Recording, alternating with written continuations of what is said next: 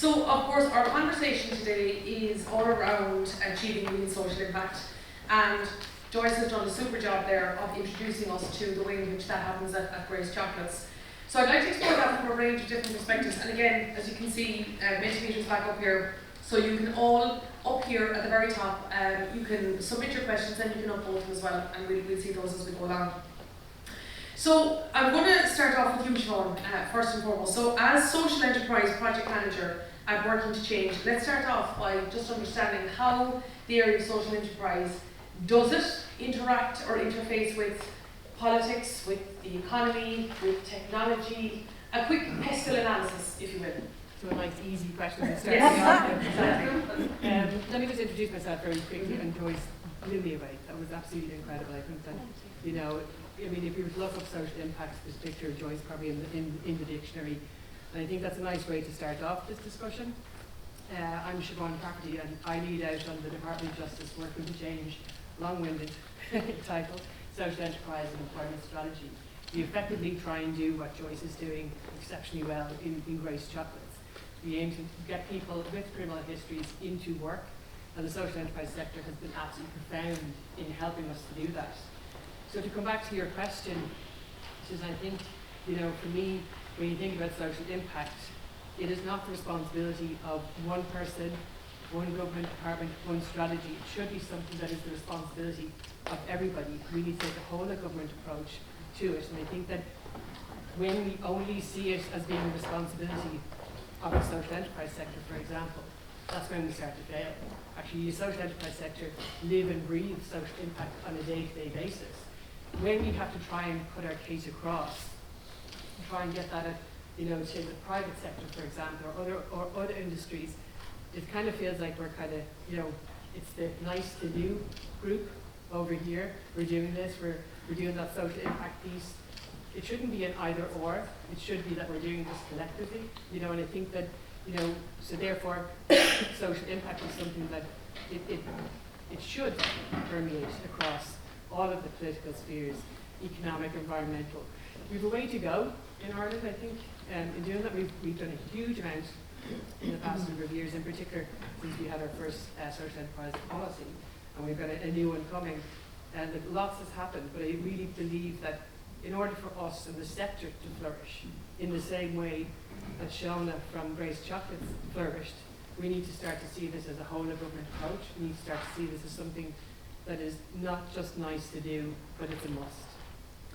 And just to touch on that policy, of course, we are going to be talking about this later on, but there was 3 areas that covers, and that is raising awareness, building support and development of the space, and policy alignment within other government departments. What do you want to see in the next one, Siobhán, particularly to influence that and where it needs to go in line with what's happened since? Personally, I feel like the strategy that I lead out is a Department of Justice strategy. However, the work that I do traverses all government departments, because we all have a responsibility to look after people who've come through the criminal justice system, or who are homeless, or whoever.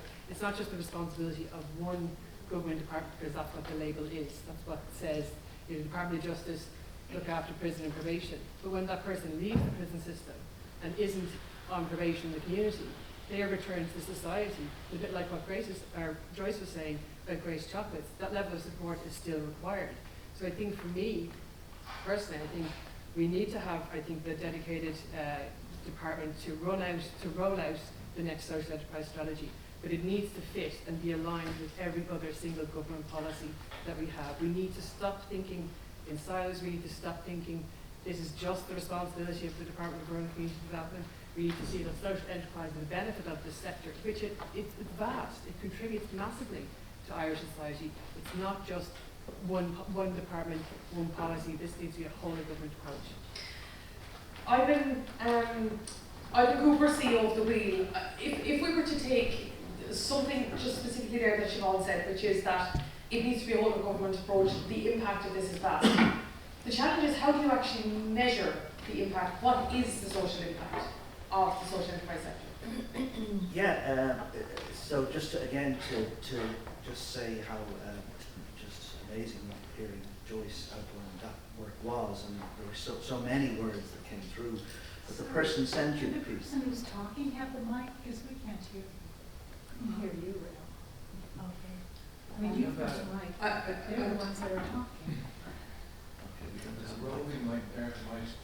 So for the first, I think this microphone was off in the beginning, so you might be able to hear it at the back a bit better. Can people hear me okay? Reasonably? Yeah. So I'll just try and speak up a bit then. Yeah. So yeah, I was struck with the person-centered, the orientation and the idea of holistic services and the whole of government approach. But looking at it like social enterprise, so the social piece, it's enterprise for the common good. It's not for private profit. It's almost like for public profit. So it's communities doing things for their mutual benefit. This is an important theme, I think, that came through Joyce's piece as well. So in the case of the work integration social enterprise, we heard that the Grace Chocolates is kind of a means to an end. It's supporting women to become the women they could become with focus and attention paid to their personal development needs. So I think being clear about outcomes and purpose, what the purpose that the work is trying to achieve, for me is key to it. And then identifying outcome indicators and measures of success to do that, and staying focused on the changes being sought. But we can see the complexity of doing that, and the importance then of telling stories on the basis of that. So it's really a huge challenge, I think, in relation to understanding how to best go about doing all of that. Some of the hallmarks, responsiveness and being flexible, being person-centered, being inclusive, how to measure that, being accountable, how we account for the work that we do, and being accountable to each other in the doing of that work, involving people who are being supported, not regarding people as customers, involving people as shapers of their own futures through participating in social enterprises. And involving, I have just notes here in relation to how to support people and communities to develop and realise their potential and then tell the story of that impact. So at our conference yesterday in the Wheel, we had sessions on storytelling and the effectiveness of storytelling and the importance of storytelling.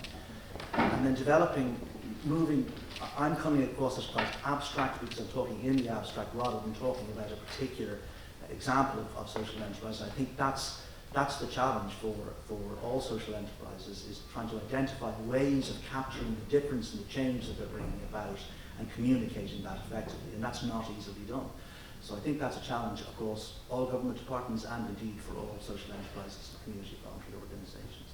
And Ivan, within that, when you talk about telling stories, does the stories need to cover narrative, which of course is another word for us, right? I know we're talking, as you mentioned, in the abstract, but does it need to have both qualitative and quantitative? Yeah, it does. Measurement needs to come from both. Yeah, and that's again not easily done because, in terms of the work that we do, so looking at the Wheel, for example, what outcomes do we actually bring about through our work? So the ultimate outcomes we bring about or aim or try to bring about are member organisations that are more effective at doing their own work and perhaps more positive public opinion about and understanding about the nature of the work that the community and voluntary sector does. So part of that involves periodic check-ins to be clear about the type of change we're bringing about and whether or not we're actually doing that through conducting research, conducting polling, conducting surveys, and for our board being clear about what those ultimate outcomes are and whether we're making any progress with achieving them. So there's a quantitative and a qualitative piece.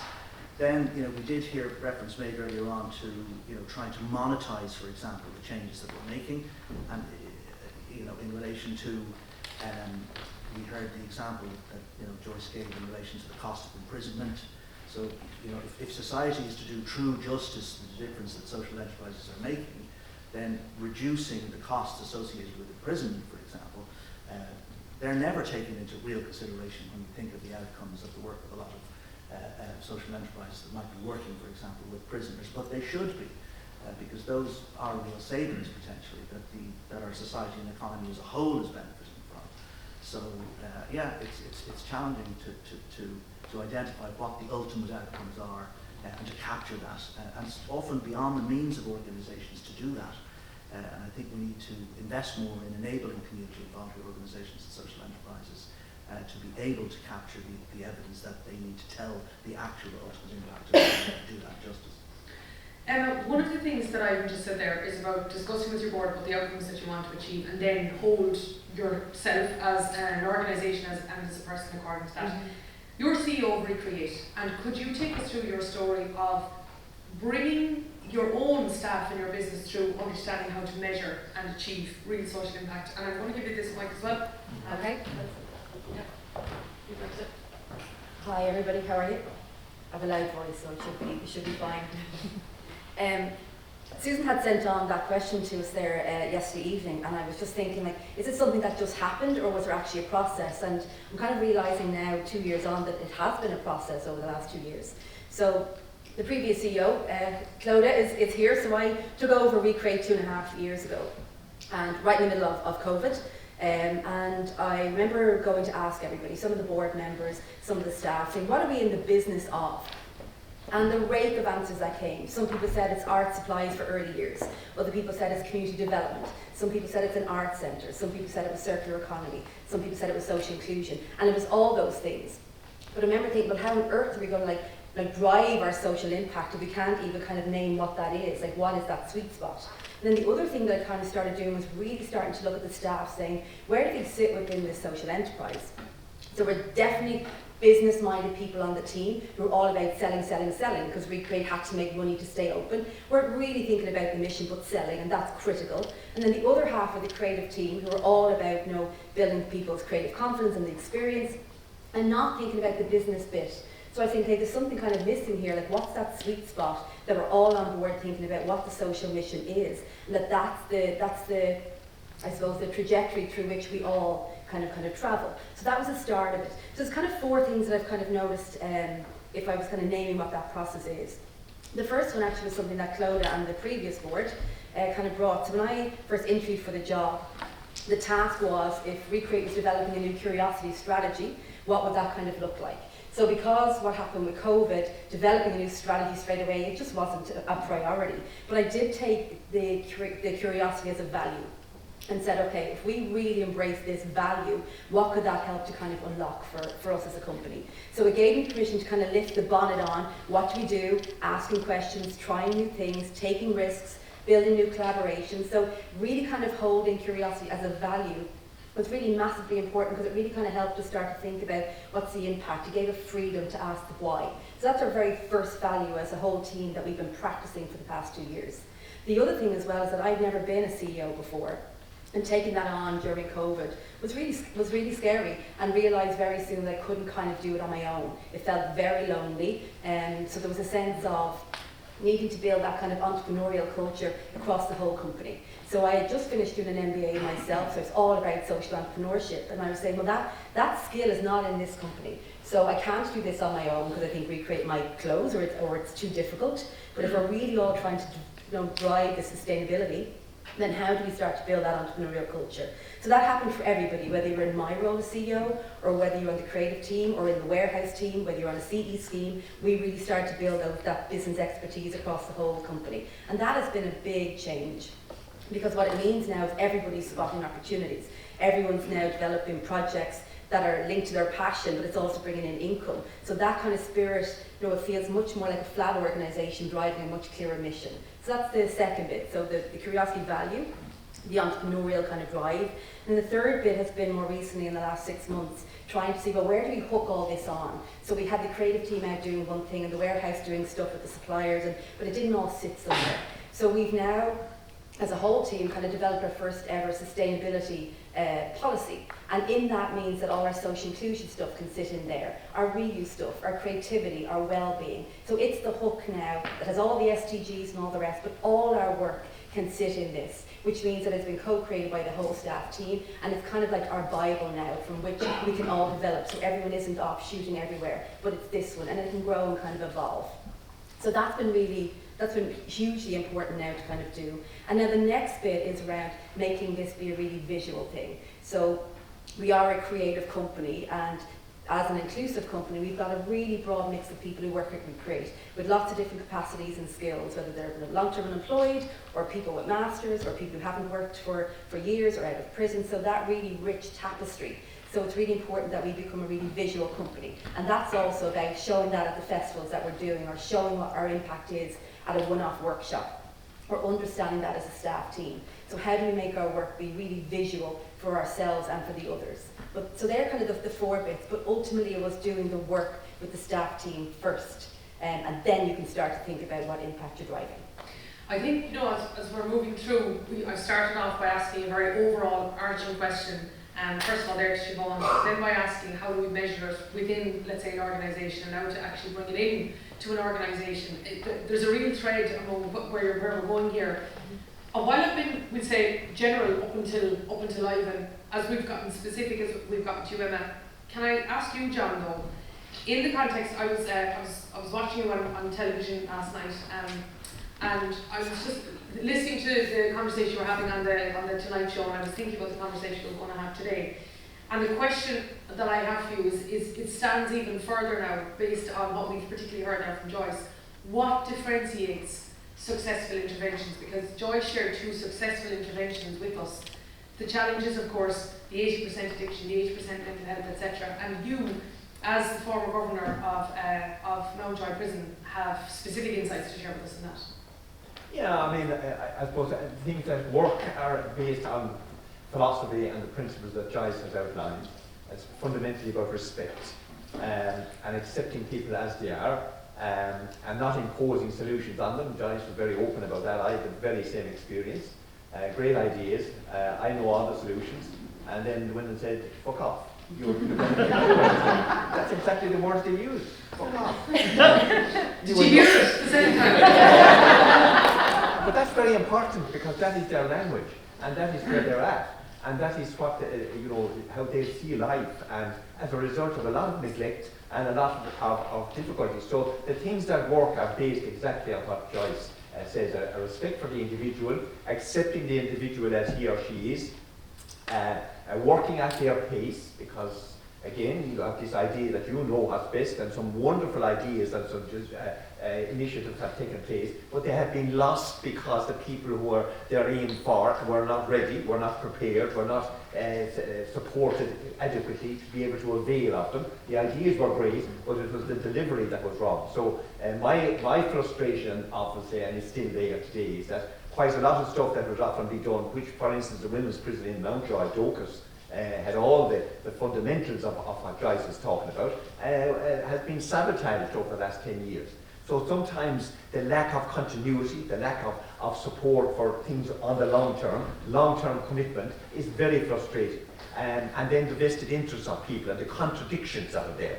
The criminal justice system, punishment, all that sort of stuff driven from one side, and the people on the other side trying to pull back on the human side. And the conflict, and often the human side is lost, because the public, and that's the point I was trying to make last night, the public want hard, tough stuff, and it's popular with politicians, and the more tough you are, the more popular you get, and it's lost then on all that soft side is lost, because and they don't see the value of it. And still no change will take place without the soft side. Bringing the people with you and showing what humanity is about. And Joyce mentioned kindness. There's no substitute for kindness, and it's about the key people are the people who deliver. If the people delivering whatever it is aren't extraordinary human beings, because that's the word I've used, they have to be extraordinary human beings to sell it and to deliver day in, day out, because it's demanding work, and burnout is one of the huge issues for people working at the coalface on jobs like that. Burnout, because they give so much and they get so little support really for themselves. All this sort of work that we're talking about, a huge investment in people as well, the people who are delivering. You have to mind them, you have to care for them, and sometimes, especially in Ireland, we just don't do that adequately. Thank you indeed, John. I suppose, Éilis, as CEO of Philanthropy Ireland, the question that's coming to my mind now is that whose voices are we missing? I mean, there's a contradiction there between the public, as John said, the public wants tough stuff. As we listen to Joyce, and particularly John's point there is no substitute for kindness. So, whose voices are we not hearing from at this table so far today? I suppose, just coming again, kind of having listened to absolutely fantastic stories, but I think just coming at it from, one of the things that is actually needed with these things is the funding. You've got the people there who are going to do the jobs. You know, Joyce has outlined it very clearly about how they learned. It's okay. Sometimes I shout loud enough, obviously not. But it's a funding aspect that I think is missing here. And so when I would sort of say whose voices should be at the table, it should also be investors. Oakfield Trust is a small investor within the space. There are other organisations within Philanthropy Ireland who will invest within the space. But I think that there's so much more that could be done in terms of bringing private investment in here. I think it's interesting where we're talking about impact and social impact. Any investor who is looking to support or get involved in a project is looking for a return on that investment. Impact at all the levels that were outlined by you, Joyce, earlier in relation to your own project. That's all return on investment. So what really strikes me is a lot about language that we use. You know, are we using a common language? Are we using a language that can be used at different levels? We all kind of term things differently. And I think, you know, you raised it, Siobhán, earlier as well about joining the dots. That's the other element. Because if we can convey within a common language about the return on investment that is actually being made, we will get that investment within the space. But we have to use that common language. We have to find a way of creating those stories, as you have said, Ivan, as well. You know, and doing it. You know, the people on the ground are being burnt out. How can we support that better? You know, and how can we do that differently? So I do think it's a little bit around getting kind of the private investment into the space, and that's about being able to convey the message of what's being achieved and what's being done, the return on investment that can be achieved there, and also to look long term. You know, this is not something that's going to happen overnight. This is not something that happens within a week or 2 weeks or a year or 2 years. It's long-term investment as well. So Joyce, specifically there Éilis talks about getting the common language, you know, particularly around return on investment. But can you just share your thoughts about the complexity of measuring the depth? Ivan talks about stories, and stories are, and particularly the way you tell them, are very, very strong and powerful. But there's complexity in explaining the depth. What do we do about that? I think the short answer is the answer to that. Not sitting here. I don't have the answer to that. I think the complexity is enormous. One of the things I tried to demonstrate was about the mentor who is volunteering and gifting her time, and the fact that she is now feeling fulfilled. How do you measure that impact? How far does that ripple in the pond go, and how far out do you measure it? You were talking earlier about more investment or more funding to get those figures for that return on investment. My concern would be that we spend so much time and money measuring it that we're actually losing the impact, that some of that is diluted. So it's about balance, it's about both and. I don't have the answers. Well, while you may not have the answers, there's plenty of questions coming up here anyway. So what I am going to do is I'm just struck by that though, Joyce, is that spending the time and money, let's say, on measuring the impact, but unless that happens, on the other hand, then the other side can happen, which is gaining the momentum of the people or the money and so on like that. But what I am just going to do is I'm just going to, if you could just send the mic back up to Siobhán there for a moment. I'm going to ask you all one more question, and there's 6 here up on the screen already, and please do keep them coming. We'll get to as many as we can. Siobhán, if we can move from that broader pestle analysis that I put to you earlier down to something very niche, very tangible, and measurable, picking up on Joyce's point there about the challenge of debt, purchasing. Is there something that can be tangibly done on purchasing, and what can be tangibly done in Ireland that maybe we could look around the world and compare ourselves to?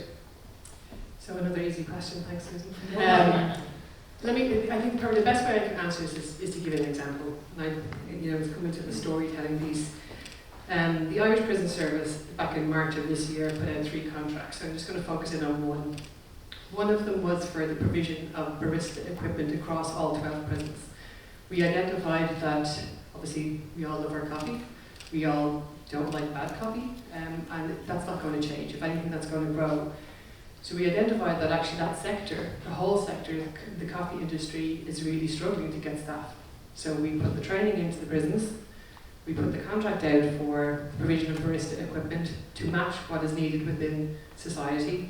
However, we added a social clause to that contract, a targeted recruitment and training clause. So we asked bidders from private industry, whatever it might be, to also put in a training element to the provision of that equipment. So putting that equipment into the 12 prisons around the country, they had to provide training to the work training officers and also people serving custody sentences in those prisons. So that contract was signed at the end of March. Out of Mountjoy alone, we've had 2 people employed full-time in a coffee shop. So to go back to Joyce's piece earlier on, obviously we're doing it way more expensive here in Ireland. Actually, probably the lowest average spend on a prison bed, for 1 year here in Ireland is actually about 85 grand. So when you think about that, 2 full-time jobs, 150,000 if I've done that, my sum's correct, more, 170, my God. So 170,000 for a contract that if we hadn't just left out that training and employment clause, that wouldn't have happened. So it's the added social value that we need to put into our purchasing power. The contract, that's one example of what the Irish Prison Service are doing. As I said, we put out 3 contracts, all similar type of outcomes. We've got people in the prison system who need training, who need to be upskilled, who need the supports, they need work, as Joyce has pointed out earlier on. Having work does reduce the reoffending rate, which benefits us all. So what I'm doing at the moment, Susan, to come back to your question, is I'm just getting the word out there. Obviously my focus is on the criminal justice sector and getting people with convictions back into work. But we all have a responsibility to purchase wisely. To start to have a look at buying social, buysocial.ie, just put that in there as well if you're looking for a social enterprise to provide your goods and services. Social enterprises, for example, also need to be looking at how do I purchase? This isn't just something that government departments need to do or the private sector. But one of the things that I would say is when we purchase wisely, the social impact and benefit is second to none, at often no additional cost to the contract authority. And I think we need to start thinking differently about that. So a couple of things that I would say just to finish that piece off. In putting in a targeted recruitment and training clause within the contract, not only is the contract authority getting the goods and services that they require, they are also then including those that are most marginalised. It's an inclusive policy. We need to start to change how we're thinking about, as I said, we're purchasing. We also need to allow social enterprises to step up in a way, so reserved contracts just for social enterprises. When we're competing against bigger commercial private entities, we lose out.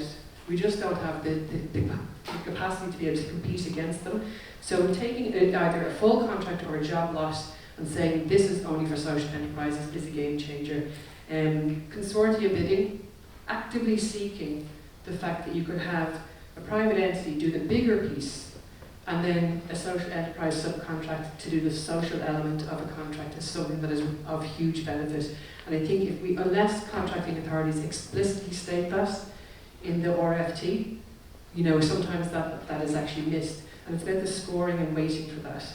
And my final piece then is, I suppose, just within your own organisation, big or small, start to have a look at your own supply chain. Start to have a look at, do you engage with social enterprise? Do you engage with other entities? So that supply chain diversity piece is hugely important. And this is something that we can all tangibly take away. It's not the responsibility of the other. It's something that we need to do ourselves and we need to bring in. And as I said, that's in my experience, and given that one example from the prison service alone, because I said that contract, I think the value of it was about 600,000. 600,000 for that contract to provide that equipment and a saving of 170,000 for 2 people in work. Never mind the impact on their children, their families, their communities, and that knock-on ripple effect that we're talking about. That's real social impact. Indeed, and Ivan, exactly as Siobhán said, that is real social impact. And my question to you is, how do we know if we're thinking big and bold enough when it comes to ideas on achieving real social impact? Yeah, I mean, we can really see the interconnectedness of all of this, and it can be hard to kind of join the dots and see the pattern there. How are we being, the question, are we being effective enough, or how do we know we're doing it well? There's something about providing, I think, the community involvement sector, the social enterprise sector, it's for itself, supports in relation to being better to identify the progress that we're making. There's a distinction I think it's important to make just in relation to counting things, outputs. When we're counting things, in terms of what we're doing, we count things, so we know what we've done, we have outputs. In order to measure the outcomes, our changes, so we need to establish baselines, and I think there's work needs to be done within organisations in relation to doing their own work, but also supports I think we as a sector can give to each other to better understand what are the important changes we should be measuring to enable us to track our impact. So changes in people's quality of life, changes in developmental opportunities for people, changes in improvements in physical and mental health, changes in savings to the system from all of the work that is done. And then there's how to then understand whether or not we're being ambitious enough in all of that, I think is a huge question and not an easy one to answer at all. So we in the Wheel, for example, have led off recognising that the challenge here is that for each individual organisation, the outcomes framework is going to be different, okay? Because clearly different organisations, different groups are working with different people in different contexts. And that's where I think an effort needs to be made to invest in the capacity in organisations to enable enterprises to understand what it is they should be measuring and how to measure it in order to be able to demonstrate their progress effectively. So there is an argument for creating what might be called sectoral impact frameworks to enable organisations that are working in similar fields to identify the outcomes that they should be seeking to bring about through their work. I'm not aware of there being very many of those types of subsectoral frameworks that are there, but I think that it's incumbent on the voluntary sector to begin and the social enterprise sector to begin to look at bringing organisations that do similar things together to talk to one another to identify what are the actual changes we are collectively trying to bring about through our work, and then perhaps supporting those organisations to do the work that they need to do together to develop the outcome measures that they'd be seeking to show, to track the progress being made, and to support each other developing the skills and capabilities they need to track their progress and then to be able to tell the stories. So I think we're a long, long way from where we need to be on this, to be perfectly honest, and we're really only scratching the surface of it. But I'd very much like to just propose, certainly we in the Wheel would be very interested in working with others in relation to looking at impact frameworks that might apply. And it's a good way then to build, I think, shared purpose, because one of the other imperatives that's acting on all social enterprises is to avoid competing and always choose the collaborative route. So if we come together to look at what it is organisations working in similar fields are trying to achieve collectively, then we can actually learn from one another and begin, through focusing in on ultimate outcomes, to actually collaborate and cooperate more in the delivery of the work that we're doing. So I hope some of that makes some sense. So Éilis says there's an enormous journey to go, but certainly that's building on an awful lot of what's happened so far. And he talks about shared purpose, avoiding competing, choosing the collaborative route, etc. Many people in the room have been involved in social enterprise for quite some time and have certainly all seen the impact in various different ways, in respect of how difficult it is to measure it. But what is transformational impact? Yeah, and it's been a word that we've kind of been using it, recreated. Like I've spent the last 20 years in community development, whether it was working with women in prostitution in Ruhama or Dublin Simon, people with drug addictions, or Focus Ireland. So and my last place before Recreate Ballymount was 14 brilliant years in Ballymount. That's the last time we met, John, 14 years ago. And what we started to notice there around when we started to think bigger, like I would have been running a lot of creative programs there with young people, and it was great starting to build their confidence, but it wasn't necessarily game changing because it wasn't even leading to a job or a career. So for me, when I think about transformational now, is that your work can give people enough to survive, but nothing necessarily changes in the dynamic of society or for that person. So when I talk about transformational now, it's like, what's the level of change that needs to happen so the person is thinking more ambitiously about their own life. So at Recreate, we would have had a social inclusion department. It would have been our core pillars. And that's headed up by a woman called Liz, who has a physical disability herself and a wonderful artist. So social inclusion at Recreate at the time, would have been around giving volunteer placements for people, perhaps from St. Michael's House or Praxis, and all very valuable, but wasn't necessarily transformational. And yet we're sitting in a sector, in the creative industry and the circular economy sector, where there's an abundance of opportunity for new jobs that never existed before, for entrepreneurship or whatever. So Liz and I started talking about, well, what would transformation or transformative social inclusion look like? And then we started to talk about unlocking kind of new career opportunities for people in our sector. And that's where the work kind of started happening. So Then when we think about who works at Recreate, for me it's around levelling the playing field as soon as you can. So for example, Recreate never had a general manager before, and there's one woman now who's been unemployed for 15 years, and within 6 months on a CE scheme, she's now our first ever general manager, earning the same level of salary as everybody else. Somebody we had in our TOOS programme for long-term employed was with us for 3 months, and now he's the warehouse manager. And to see that you don't have to, Joyce, you said something at the beginning, or you had it up on your screen, about another chance without having earned it. That kind of really stuck with me. So one of the things that we've been kind of doing is around, even people that have been on our TOOS or CE schemes, like we've been hiring them for an extra day or two a week to start suddenly putting value on what they're doing and to try and accelerate really quickly their contribution to Recreate. So it's not about them being here, us supporting them because they're on a TOOS program, but no, you're in here now guys, we're going to pay a little bit more here, and we're all going for that.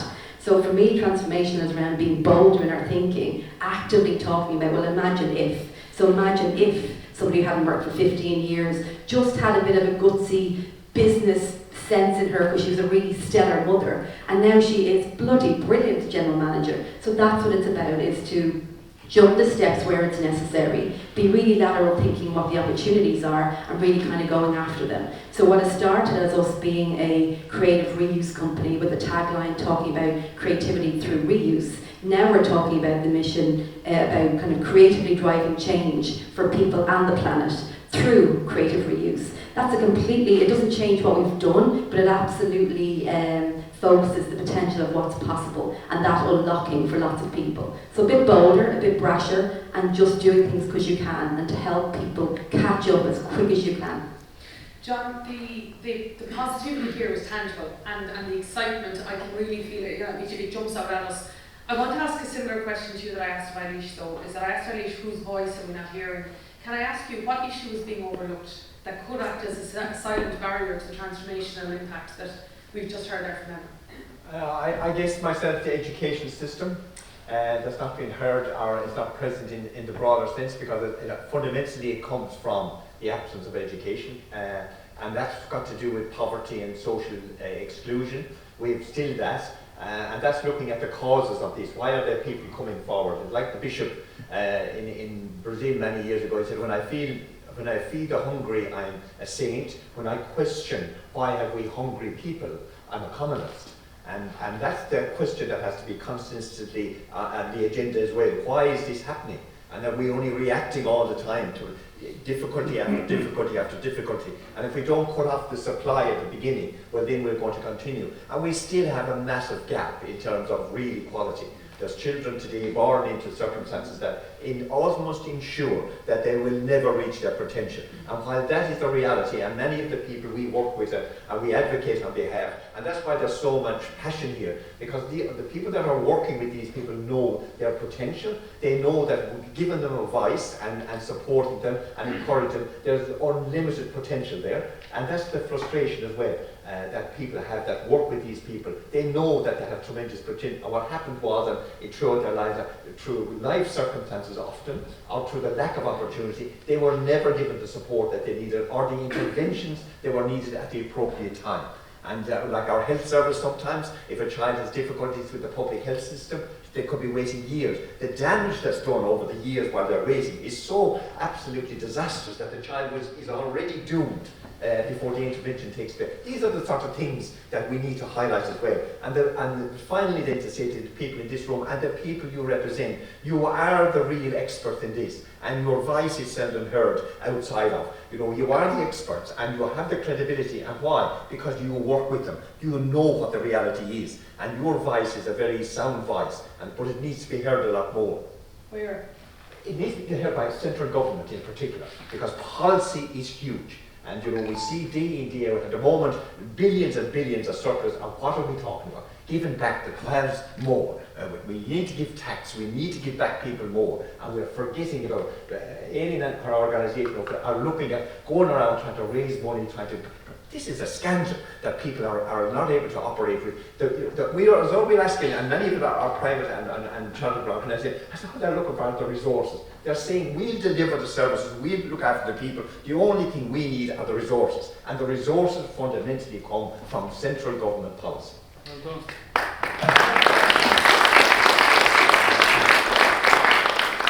Éilis, what I'm particularly hearing there from both particularly John and Emma is things need to be done and thought about differently.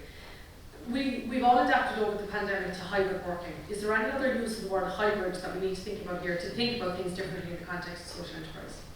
Yeah, I think it's hybrid models of finance.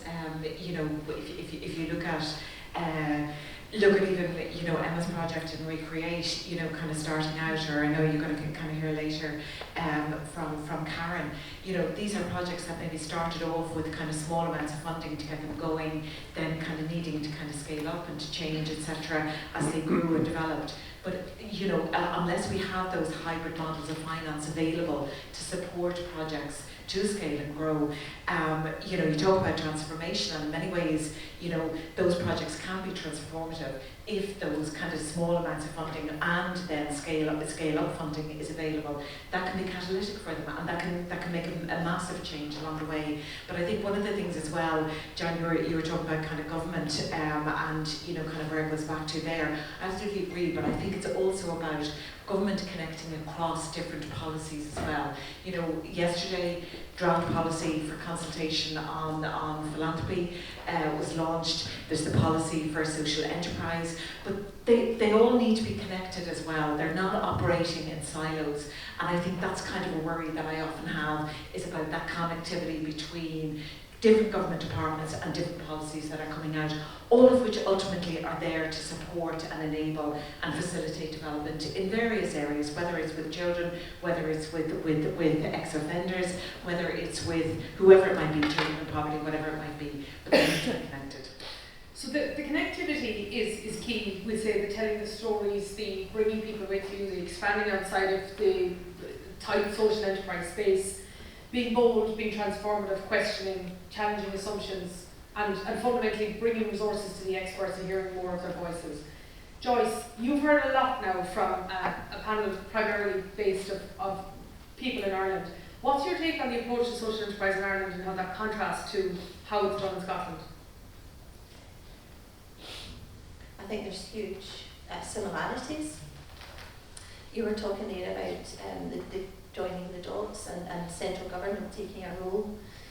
I've been very fortunate to recently get some funding which is central government, and it's through another company are managing it, but it's ultimately Scottish Government money, and it's about building a social economy, a well-being economy. And the focus is to upstream. So the way it was upstreaming was explained to me was, if you run a social cafe and you feed people, that's downstream. If you teach them to cook, if you teach them to shop, if you teach them to budget, that's moving upstream. So we already work quite upstream. But this funding that I've been very fortunate to get is to allow me to go and look at housing for women. So that's adding the three things that help break the cycle of the offending are family relationships, a home, and a job. We've already heard that women would rather sleep on the streets than go into some of the hostels that there are. So about what I'm going to do is go and look at what the housing looks like. What currently are we offering? What works? What doesn't work? Who can fund it? I'm going to have to be creative in how I go and look at where can I get this funding from, because it's going to be a large number of money that I'm going to be looking for. So it's joining up all these things that we've been talking about here, but hopefully it is joining some of the dots at a more basic level. So there are differences. We have differences in our governance structures. We have community interest companies in governance. We have charities, and we have companies that jump on the social enterprise bandwagon when they give 5% of their very large profits and they think they're ticking the social enterprise box. Thank you very much, I'll take that, but I want more. So there are lots of similarities, but maybe that is one thing that we'll see how that goes and see if that's something that there can be learning from. Part of the commitment in getting the funding is that we check in at least once a month to take the learning both from each other, but what learning can then be shared wider. So I think that's maybe a watch and wait. Yeah, joining the dots seems to be a clear point here, and it's coming up across the board. And what I just want to do is, we've 8 questions, and I have 1 minute each left for you. So what I'm going to do is I'm going to read them all out, and then I'm just going to ask you all for a 1 minute wrap up, including your tangible takeaway for today. So the questions are: we saw in the feedback at the start that public understanding of social enterprise is low. Should a public information ad campaign be run by the sector to inform? Another one is: how can social enterprises better communicate less emotive but no less valuable social impact? Probably you, local enterprise offices are the flagship support for private businesses, and the city one, of course, is upstairs. Would social enterprises benefit from a similar statutory support rather than the current number of support bodies? Why is it much easier to get funding for capital investment, but when it comes to funding for people it's very difficult, and the amount of CE2 staff are decreasing rapidly, what will be in 5 to 10 years? Do you think the term social enterprise helps or hinders the sector? This person says, I believe it hinders, as it softens the immense impact we're making. Do you see flexibility and responsiveness of government employment programs as effective? Can a charity be a social enterprise? Should social enterprise be included in the title of the Minister for Community Development and Charities? And any views on the community service programme?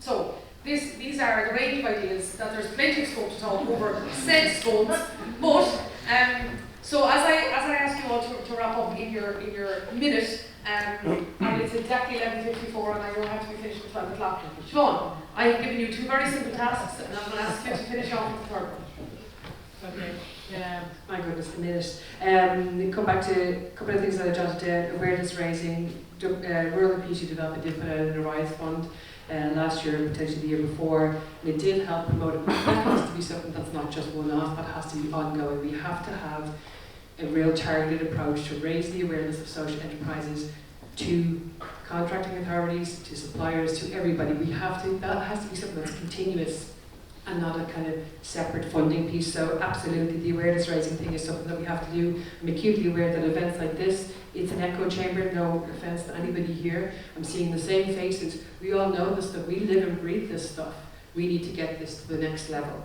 In terms of staffing, it is a difficulty. We do have limited funding for staffing. CSP is really the only potential programme where we fund staffing. We do have capital grants out there. Kickstart Social Enterprise Fund is also one for staffing, just to have that bit of a plug out there. I think from our side, the Kickstart scheme is to help people with criminal histories get into work in a social enterprise. That is a stepping stone to mainstream employment, and that works incredibly well. We will hopefully continue to do that, but I think the fear around funding a staffing role is the fact that that funding could be pulled, and then that person, where is that person? They might be back to the beginning. I actually believe that that's short-term thinking. We need to be thinking as if that person isn't in that job, where would they be getting their funding from? Potentially social welfare or DSB. So we have to start thinking differently. I think that that's the whole thing that I would say about the sector. And I'm going to have to stop you there, Siobhán, sorry. I'll move you on to Ivan, please. And again, everyone will be here during the coffee break. Yeah, I'll do it very quick. Really wide-ranging discussion. The theme is social impact, so it's not so much what do we need to do to support social enterprises, so much needs to be done. So I'll just focus on social impact, please. There's 2 very good reasons to keep a focus on social impact in relation to the work that we do. One is so we keep focused ourselves in relation to the work that we're actually doing. Once we're clear about what the impact of the change we're trying to bring about is, it keeps our strategy focused, and that's a good reason to focus in on social impact. A second one is to win support, fundamentally, and resources for the work that we do. So once again, telling stories is an important aspect of all of this. So another very good reason to focus in on social impact. In very general terms, we need much higher levels of public and policymaker awareness of social enterprise. There is good work going on in the department. There is a new social enterprise policy that will be published soon, a new strategy. So that's all really, really good and will raise awareness further. And in the community and voluntary sector, I think organisations need to be supported to better understand the commercial potential in the work that they do, so that they can see opportunities to put their own work on a more sustainable footing on the one hand, and also to kind of lead the way in transforming our society around the huge challenges that are coming in the whole area of sustainability, because really all enterprises need to become more like social enterprises. All enterprises, really need to be more oriented towards doing the work that they're doing to bring about positive social outcomes, and in the doing of it to build kind of community collaboration and participation. Social enterprise is the future, that's what I would say. Okay, Emma? I'd say to really focus on dipping your toe into collaborating with somebody else if you haven't. I suppose the whole thing about having your antennae out, that it's out for business, it's out for collaboration, it's out for opportunity, and your voice is a little bit louder and a bit more confident. And also to really focus on the why your social enterprise is important, not to launch into what you do. So I'm doing a 6-week course at the moment around philanthropy, and that's a big training. So there's 15 CEOs on it, and we were asked the first exercise to talk about the problem we're trying to solve, and every single one of us talked about what we did. And your man came back straight away and he said, no, why are you needed? What problem are you solving? And until we're ready and have done that work, we won't be able to get the private investment that Éilis is talking about and all the rest. So I'm actively practicing that you talk about the problem and why your enterprise is needed. Then when you have them on board, then you can start talking about what you do. So that's a massive learning for myself as a CEO. Okay, John? I'd say first keep doing what you're doing, because step by step you are making a difference. You are helping people to change, and you are bringing about change in other people's lives. Second thing I'd say, be more courageous in being more outspoken and challenge central policies more. I just want to highlight that many organisations feel muzzled because they are so indebted for the funding. They can't criticise because their funding will be reduced. There's this fear and I'd be saying, don't conspire with the establishment in the neglect of people. And your responsibility is to speak on their behalf, and to hell with their interest, because funding is a blackmail, and it's taxpayers' money. It's not their money, and never, ever, ever, ever say you have enough.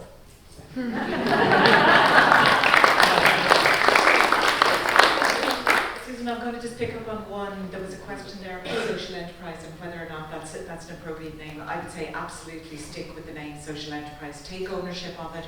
It is something, don't compromise. And I say that as somebody who has spent many years trying to explain philanthropy to people, and that there was this huge debate, do we talk about giving or do we talk about philanthropy? We've stuck with philanthropy, and I feel we're getting there slowly, in relation to kind of creating the narrative and the message and the communication around that. And I would say the same with social enterprise. But what I would say is that there's two words within it. And maybe there's a little bit too much emphasis on the social side. You're very enterprising in what you do and in how you approach it and in what you actually achieve. So maybe it's just a little bit more about where the emphasis lies. But I would absolutely sort of say, do not relinquish it, take ownership of it, and create more forums like this where that voice about social enterprise can actually be heard as well. It's through dialogue and communication that we can achieve more understanding, and that we can take that understanding forward. Very well said. And Joyce, final word to you. At a board meeting recently, one of our board members came up with a phrase, raise the voice. I would encourage you, raise the voice. What I've noticed today is that there is more that joins us than divides us. We make a difference. Keep doing it. Thank you very much.